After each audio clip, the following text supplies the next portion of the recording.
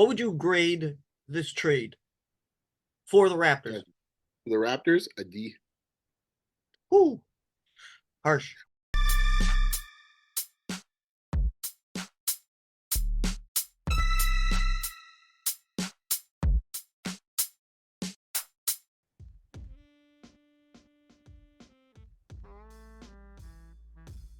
Got to get these swirly McFlurries in before they go to Indiana too.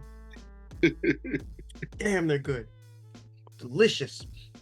Good afternoon, good morning, good evening, ladies and gentlemen, wherever you are, whatever time it is for you right now. Just know that you are locked in until the point. You guys find us Apple, Amazon, Spotify, Instagram, Facebook, Twitter, YouTube, which is hopefully where you're watching us. Click subscribe, hook a brother up, give a like, leave a comment. Don't forget the giveaway we're doing for the Toronto Raptors hoodie, which is coming up next. There will be more giveaways after that, so I kind of want to get this off my hands. Okay, and thank you for enjoying our fantastic guests, especially my man right there, Beyond the Locker Room. How you doing today, brother? I'm good, man. I must admit that might be one of your best intros ever, if not your best, man. I must admit, I was expecting that, man, but I like it. Thank you, thank you, thank you. You guys find him at Beyond the Locker Room on X. You guys find him there. If you want to get hold of him, if you want to pick his brain, good basketball knowledge. So, and speaking of, let's tap into some of that basketball knowledge of yours, my friend. I have a question for you. If you're a Raptors fan and you've been somehow sleeping under a rock or under a park bench, which I hope not, and you're not aware of what is going on, the Toronto Raptors have recently parted ways with fan favorite Pascal Siakam, a.k.a. Spicy P, who was sent out to the Indiana Pacers. And a lot of people are bitter about it, a lot of people are sweet about it, and a lot of people are bittersweet about it. Now, Beyond, I have to ask you, I tried to wrap my brain around this, and I was wondering, I would hope you can shed some light on this. Were the Raptors in a position to trade him, A, due to contractual obligations, since it's his last year in a contract and he wants a max, or B, was it because the Raptors are looking to go a different way from the 2019 championship team? Boy, this is a loaded question. Oh, I'll just put it this way. Yeah, I would say to answer it in the straightest way of what you described, yes, they had to trade him due to his last year. And because and not so much that, it's concerns of what would happen if you did not, right? And quite honestly, it came down to numbers. He had a number in his head, they had a number in their head. He had a number of years in his head, they had a number of years in their head. And the two were not meeting, an impasse. And if that impasse was not going to get resolved close to the trade deadline, and they didn't expect to, they had to.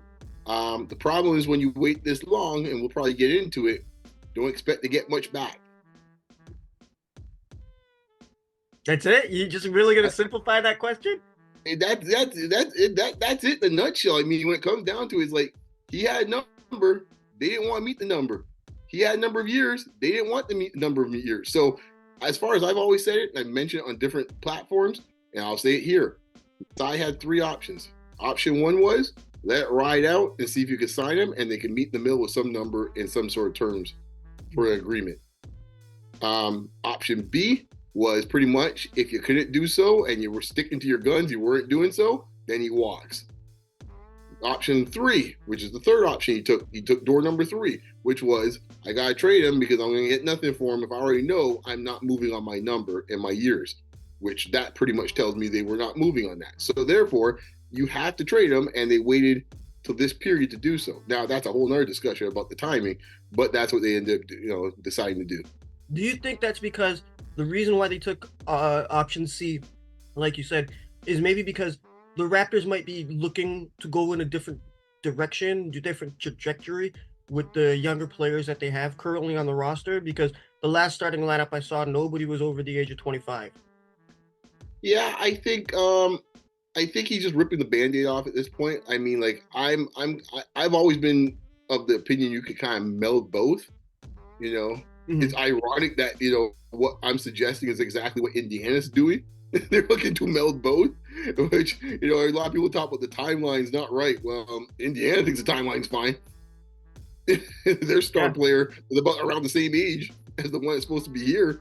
The one's here. So, I mean, it's how you want to perceive it. And I think it's just one of those things where he wanted to rip the Band-Aid off. And I think, I think there's going to be, more stuff coming, but I think that's what it came down to. His press conference was quite illuminating because I think to me, it was, if I had to sum it up in one word, it was humbled was the word I would suggest in this case that summed up that press conference. Yeah, I think it gives an opportunity for the younger players to have more of an opportunity to flourish. The Raptors can actually see all the pieces that they've been picking up, put together, right, to give these kids a chance. Because let's face it, last year Nurse didn't really give the kids a chance, right? He just wrote down the starters, and I think that this really can help showcase the guys like Scotty, RJ, Emmanuel, right? Even Grady, let him get some reps.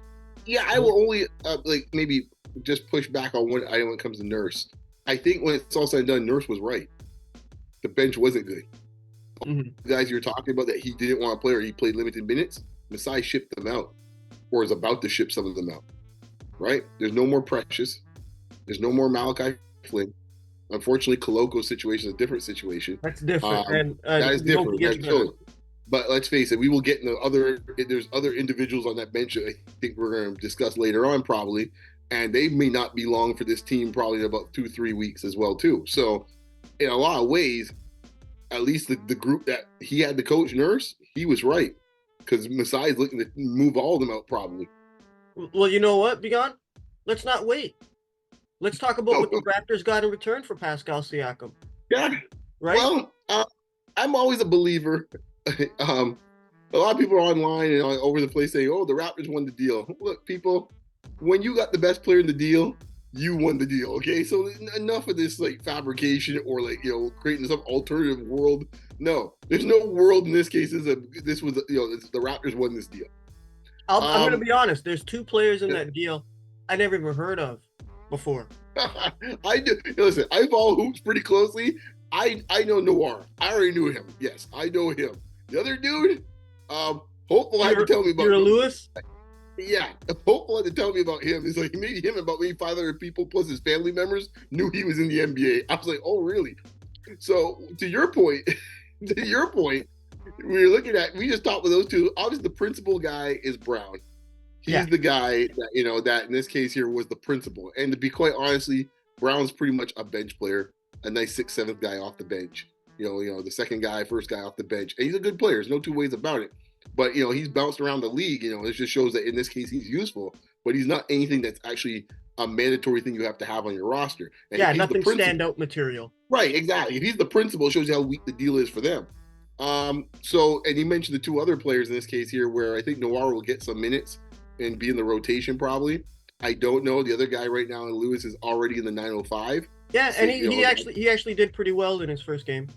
Well, I think he's like I refer to him as like Malachi Part 2, right? Because he too is in his 4th year of his rookie deal. It has not gone well for the young man.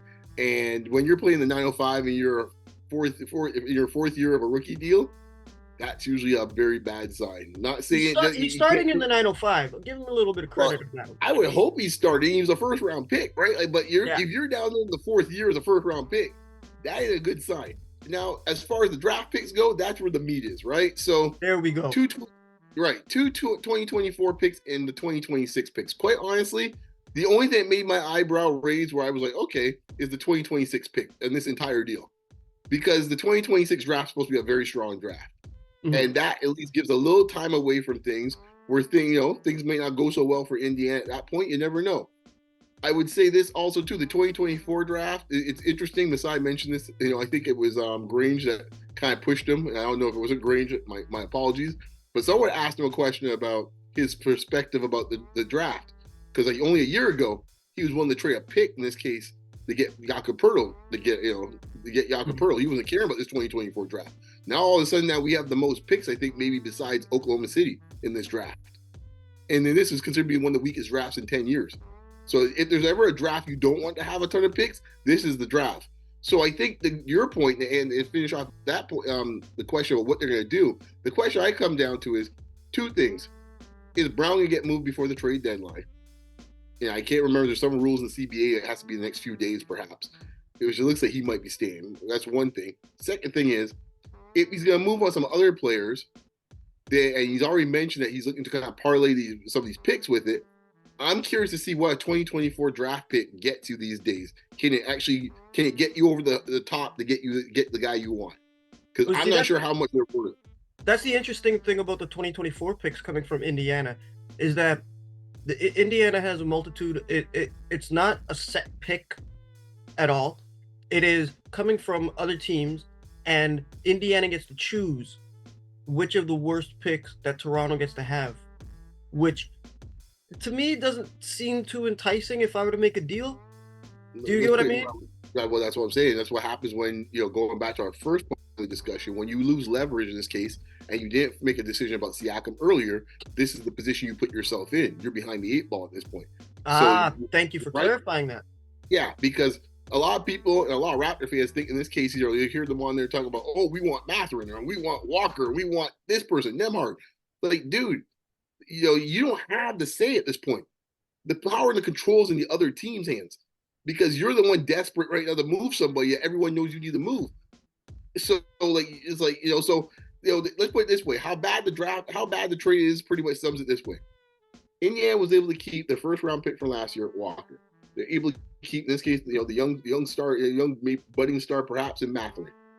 A good guard in this case, Nembhard. They're able to keep. They're able to keep, in this case here, Smith, the young front court player they have.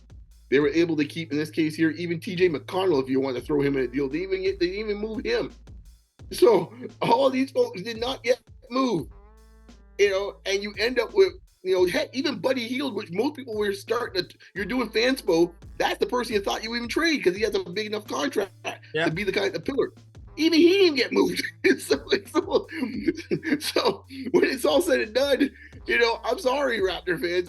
It's not a great deal. You just take your losses and run with it, and you pray and hope that you draft well enough that these picks become something worthwhile. I said before, the 2026 pick is the one item in this trade that does excite me a lot.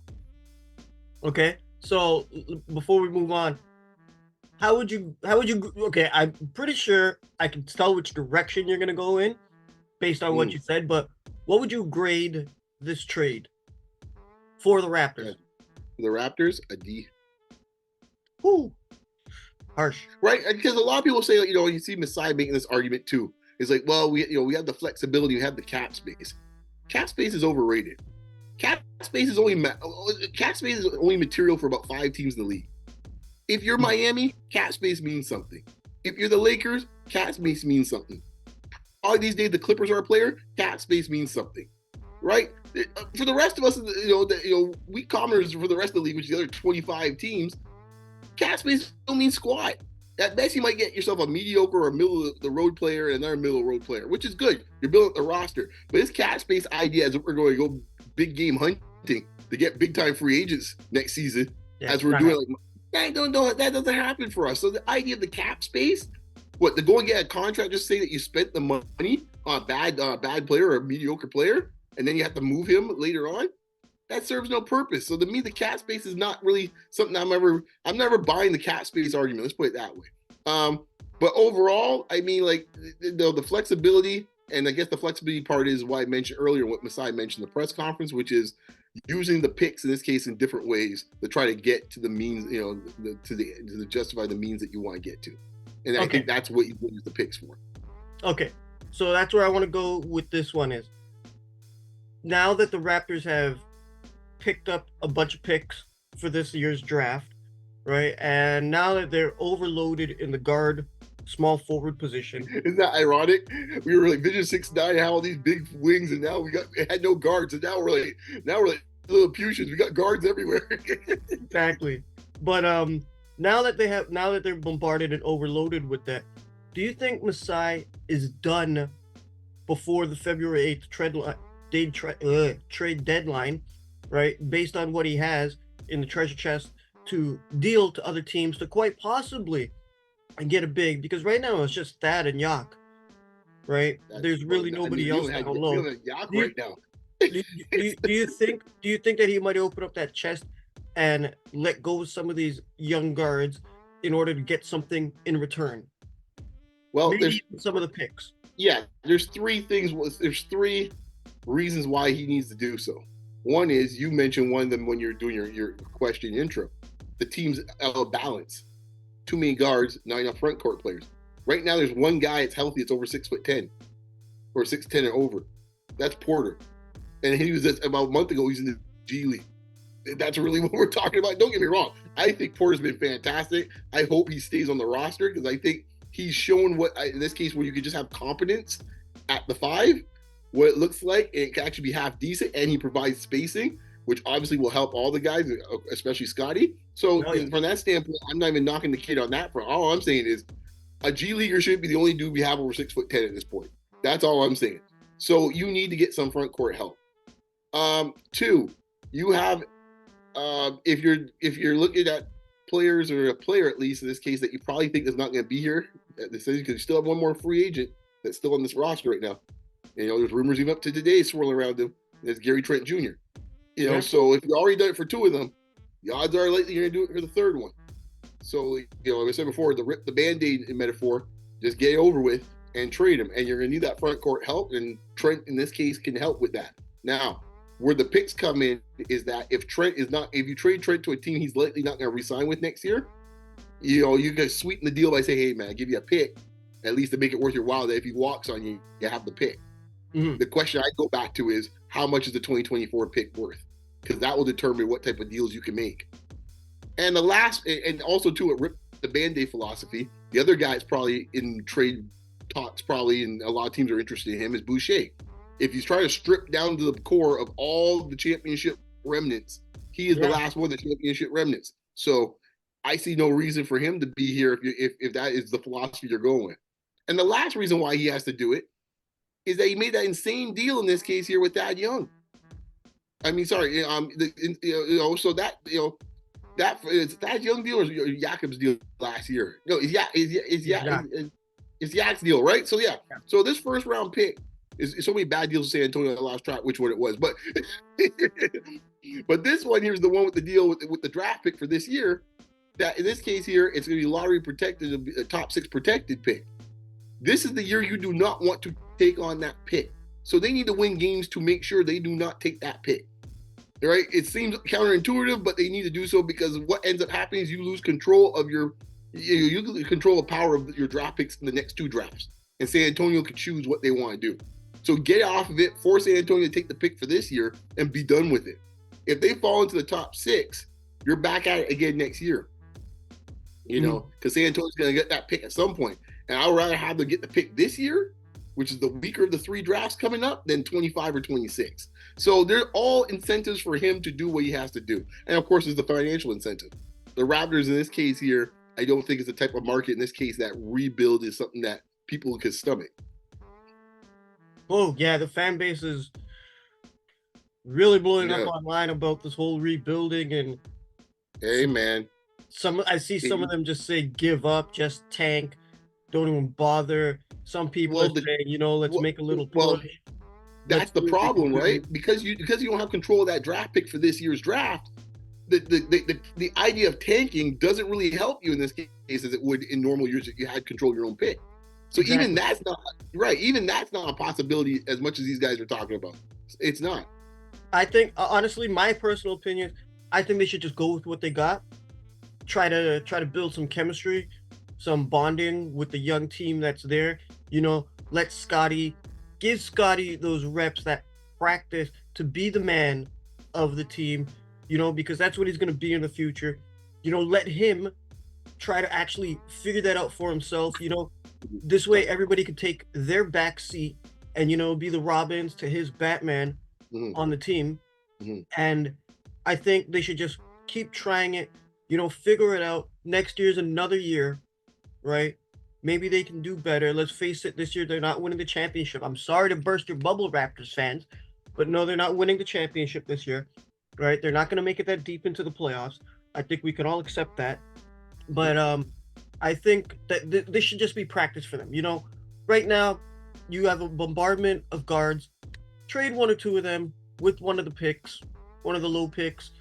Get a big man in there for the meantime. Try I to think they scrape get out, the big man.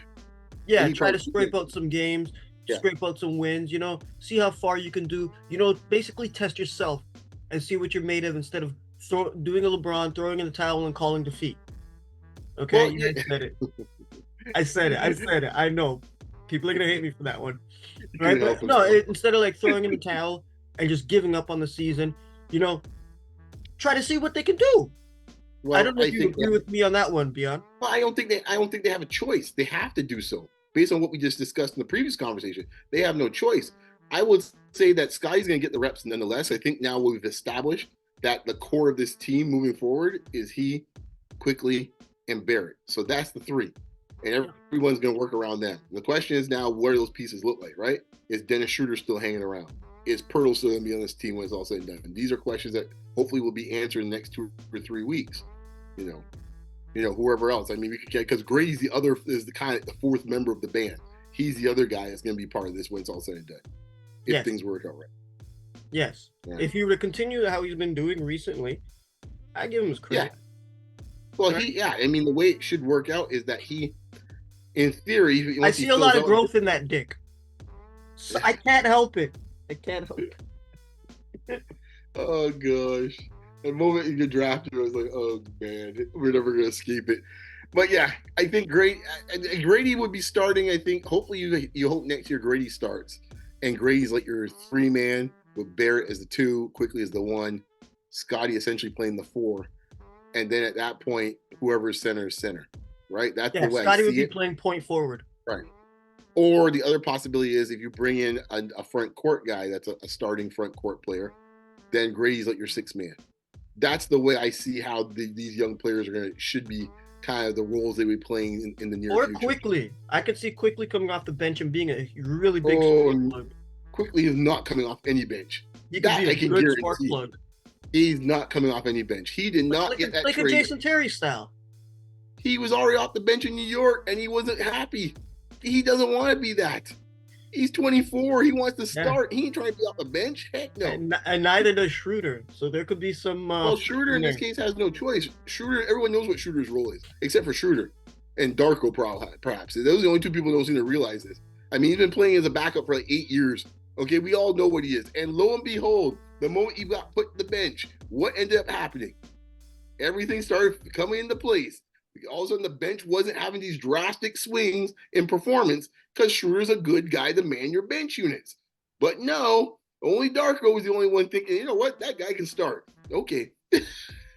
Okay. Good luck, Darko, with that. So what do you see before we get out of here? What do you see for the future?